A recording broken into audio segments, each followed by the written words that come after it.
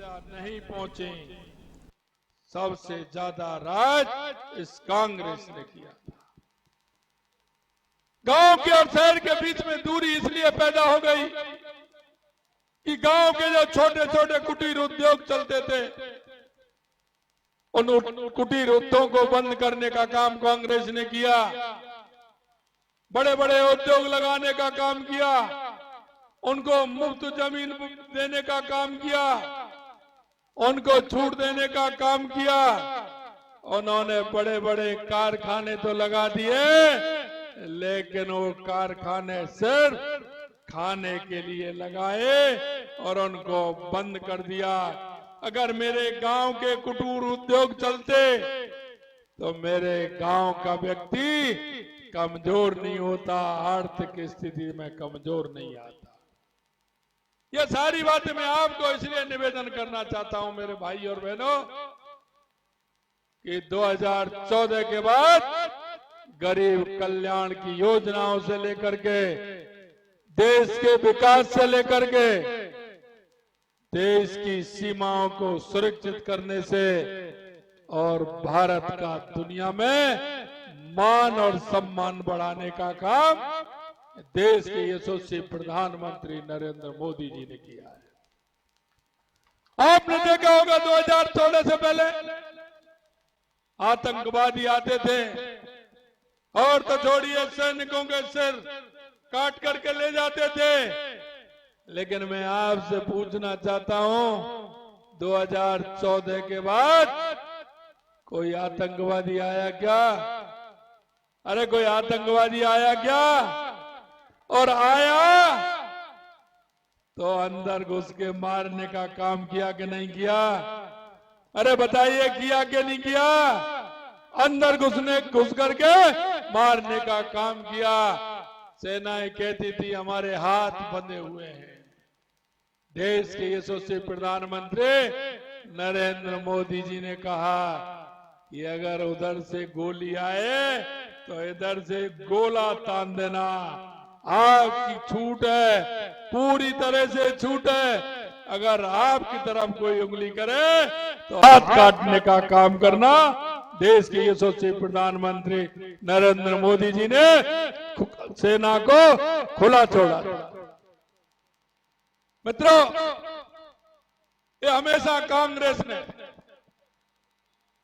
देश को जाति में और धर्म में बांटने का काम किया है। जब जब चुनाव आते हैं ये जाति की बात करते हैं, जब जब चुनाव आते हैं जाति का झेल घोरने का काम करते हैं। मैं आपसे कहना चाहता हूं देश के यशस्वी प्रधानमंत्री नरेंद्र मोदी जी ने जो भी गरीब कल्याण की योजना है किसी गरीब की जाति नहीं देखी, किसी गरीब की जाति नहीं देखी। आपने देखा होगा कोरोना महामारी के अंदर दुनिया कहती थी इस भारत का क्या होगा, इतनी बड़ी आबादी वाला देश है, कोरोना की महामारी में वे क्या करेगा। लेकिन देश के यशस्वी प्रधानमंत्री नरेंद्र मोदी जी ने करके दिखा दिया। देश के 130 करोड़ लोगों को डबल वैक्सीन लगवा करके और दुनिया के 100 देशों को फ्री वैक्सीन पहुंचाने का काम देश के यशस्वी प्रधानमंत्री नरेंद्र मोदी जी ने किया। यही नहीं, मैं आपको बताना चाहता हूं 80 करोड़ परिवारों को आज भी हर महीने मुफ्त का अनाज देने का काम देश के यशस्वी प्रधानमंत्री नरेंद्र मोदी जी कर रहे हैं। 80 करोड़ लोगों को खाद्यान्न देने का काम देश के यशस्वी प्रधानमंत्री नरेंद्र मोदी जी कर रहे हैं। हमारी गरीब कल्याण की योजनाएं नीचे तक धरातल पर पहुंची हैं। कांग्रेस के लोग कहते थे हम दिल्ली से 1 रुपया भेजते हैं 15 पैसे पहुंचते हैं। अरे भाई, सड़क पर जब वो पैसा चलता था तो घिसता था क्या? अरे वो घिसता था क्या? सड़क पर पैसा चलता था क्या? 1 रुपये आ रहा है और 15 पैसे पहुंच रहे हैं। हमारे देश के यशस्वी प्रधानमंत्री नरेंद्र मोदी जी ने आज खाते में पूरे का पूरा पैसा आता है। कांग्रेस के लोग जो कटमनी लगाते थे, उस कटमनी को भी बंद करने का काम माननीय प्रधानमंत्री जी ने किया है। मैं आपको यह भी विश्वास दिलाना चाहता हूं, हमारी सरकार को लगभग 4 महीने होने को जा रहे हैं, लेकिन काम करने को हमें 90 दिन यानी कि 3 महीने मिले थे। हमने आपके बीच में जो हमारा संकल्प पत्र रखा है, हम आज कहते हैं आपसे कि वो संकल्प पत्र हमने 40 से 45% पूरा किया है। 40 से 45% पूरा किया। ये बात मैं आपसे इसलिए कहना चाहता हूं मित्रों, चाहे राजनीतिक दल हो या राजनेता हो, क्योंकि इस 70 साल में जनता की नजरों में राजनीतिक दल और राजनेता ने अपनी साख खो दी थी, अपनी साख खो दी थी।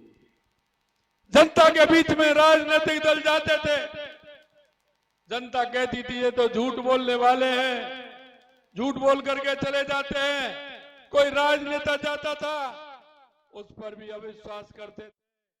लेकिन 2014 के बाद देश के यशस्वी प्रधानमंत्री नरेंद्र मोदी जी ने कहा है कि जो कहते हैं वो करते हैं, और करते हैं वही कहते हैं।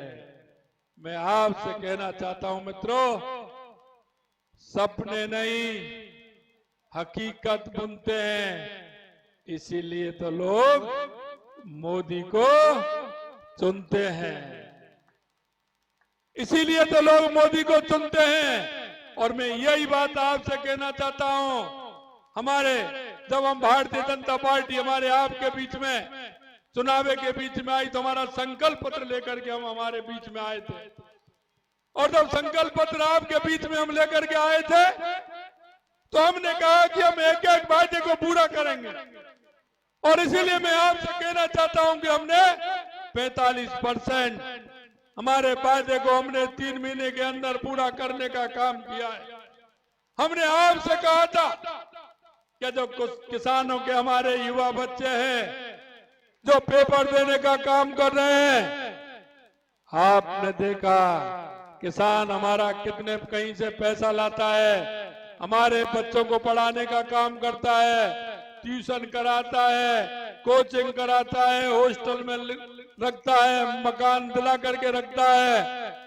और वो पुत्र भी पिता को आश्वस्त करता है कि मैं पढ़ करके मैं पेपर में पास होकर के बताऊंगा। और पिता को भी आस लगती है कि मेरा बेटा पढ़ेगा, आने वाले पेपर में पास होगा और मेरा सहारा बनेगा। लेकिन जैसे ही वो बालक पेपर देता है, पेपर लीक हो जाता है और वो खून के आंसू रोता है। मैं आपसे कहना चाहता हूं मित्रों, जिन्होंने युवाओं की आंखों में आंसू लाने का काम किया है, युवाओं के सपने को तोड़ने का काम किया है, हमने आपसे कहा था कि हम SIT गठित करेंगे और किसी को नहीं छोड़ेंगे। 85 लोगों को गिरफ्तार किया है, 85 लोगों को। हमारी SIT ने 85 लोगों को गिरफ्तार किया है।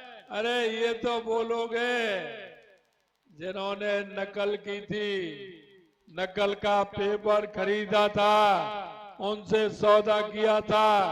लेकिन अभी वो बाकी है जो नकल की दुकान के सौदागर हैं, जिन्होंने सौदे की दुकान खोल रखी है। मैं आपको विश्वास दिलाना चाहता हूं मेरे भाई और बहनों, जिन्होंने युवाओं की आंखों में आंसू लाए हैं, युवाओं के साथ कुठाराघात किया है, कितना भी बड़ा होगा जेल की सलाखों में होगा, यह मैं आपको विश्वास दिलाना चाहता हूं।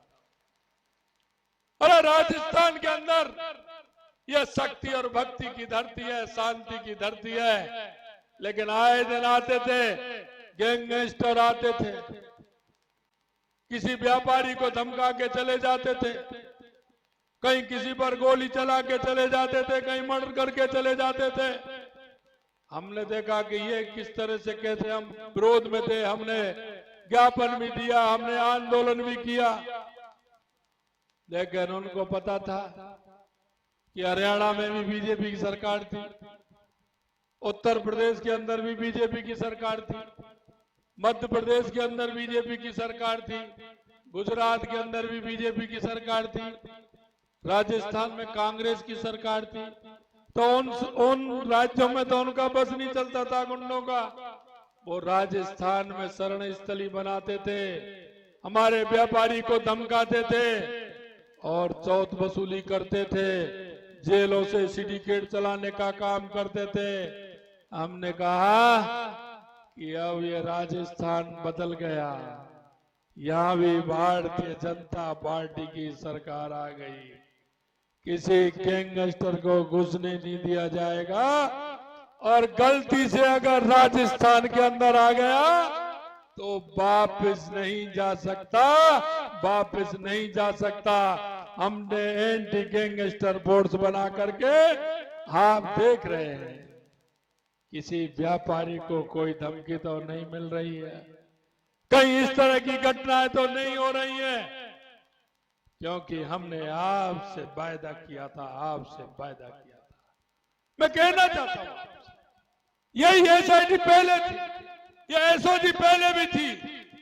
क्या हो गया था गहलोत साहब, किसने रोका था आपको कि जनता के साथ अन्याय होने दीजिए, बच्चों के साथ अन्याय होने दीजिए? हम अन्याय नहीं होने देंगे, ये आपको विश्वास दिलाना चाहते हैं। यही नहीं मित्रों, हमने आपसे कहा था कि हम उज्ज्वला गैस का कनेक्ट, जो गैस का सिलेंडर हमारा होता है, हम आपको 450 रुपए में देने का काम करेंगे।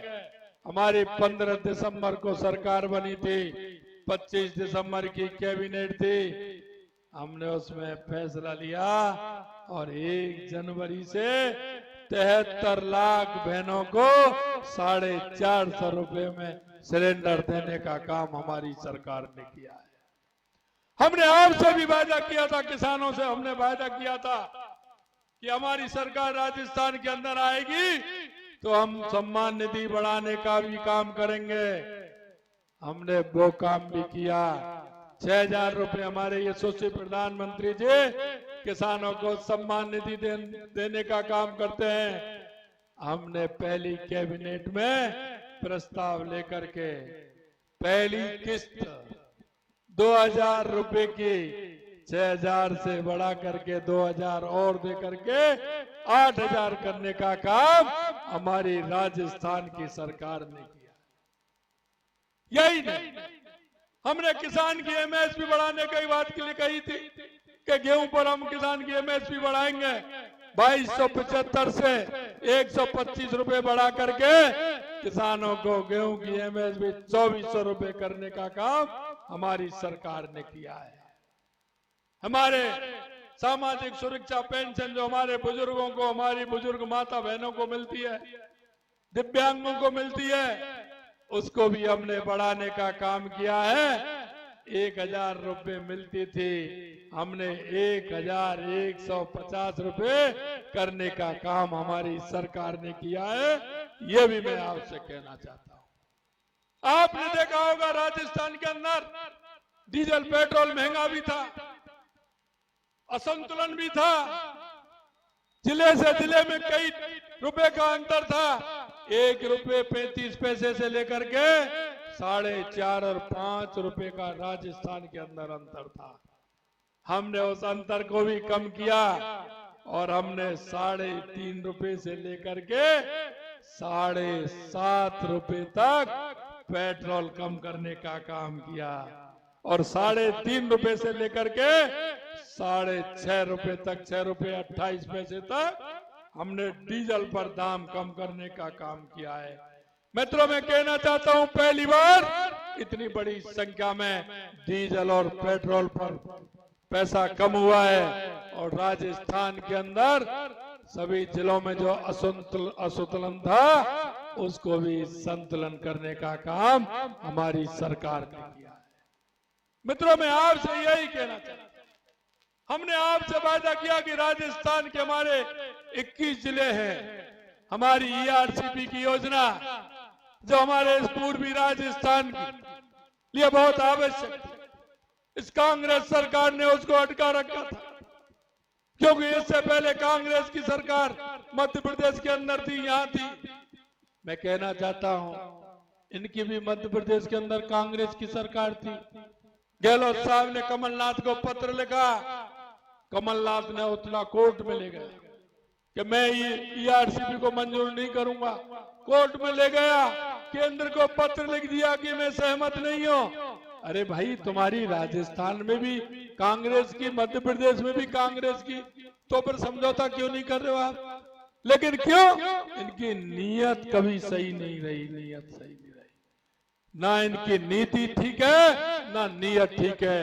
अरे हमारी सरकार मध्य प्रदेश के अंदर आई, राजस्थान के अंदर आई, हमने 1.5 महीने में ईआरसीपी की योजना को मंजूर कराने का काम किया और 1.5 महीने में मध्य प्रदेश से और केंद्र सरकार से और राजस्थान सरकार से समझौता करके और उसकी डीपीआर बनना चालू हो गई और जमीन अवाप्ति की कार्रवाई भी प्रारंभ हो गई।